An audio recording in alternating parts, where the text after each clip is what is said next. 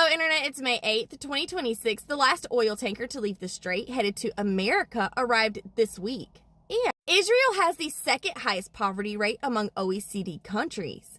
And a robot became a Buddhist monk. Thank Yahweh it's Friday. My name's Delaney. Here's some of the headlines you might have missed. The Trump Epstein files have been printed, bound, and put on display for public viewing in Tribeca. Donald J. Trump and Jeffrey Epstein Memorial Reading Room is a pop-up ran by the nonprofit Institution for Primary Facts. They have the 3.5 million pages of documents on display in 3,437 volumes. The installation will run until May 21st and is by appointment only. Books themselves weigh 17,000 pounds and cover the walls of the two-story gallery. David Garrett, the lead organizer and spokesperson, told news outlets in a statement, "The evidence in this room is evidence of one of the most horrific crimes in American history.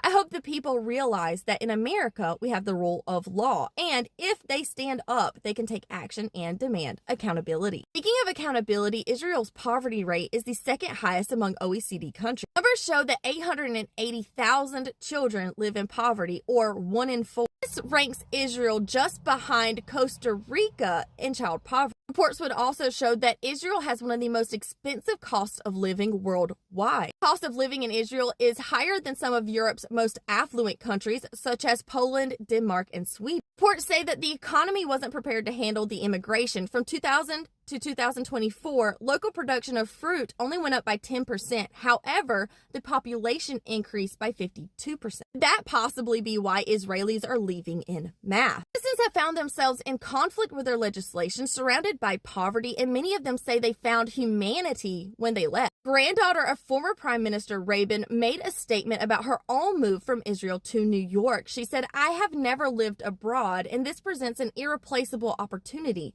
Even the weather here feels more humane, not just the people." Moving on now, the Supreme Court has heard arguments on Cisco Systems versus Dell. So it would appear that the Chinese government collaborated with Cisco Systems in the early 2000s to create their online activity monitoring system, Golden Shield. Software was specifically designed for hunting down and eliminating those who were a part of the spiritual discipline Falun Gong. According to plaintiffs in the case, without the Cisco software, the Chinese government could not have effectively tracked, detained, and tortured Falun Gong adherents. Plaintiffs in the case include 13 Chinese nationals and a U.S. citizen. They claim they were targeted using Cisco's technology and then subjected to psychological and physical abuse. Speaking of an offset of the Buddhist faith, an AI robot has become a Buddhist monk. Receiving the Dharma name Gabby, the robot joined the ranks ahead of Buddha's birthday celebration. The robot will serve as an honorary monk for the season. Next up this morning, American destroyers made their way out of the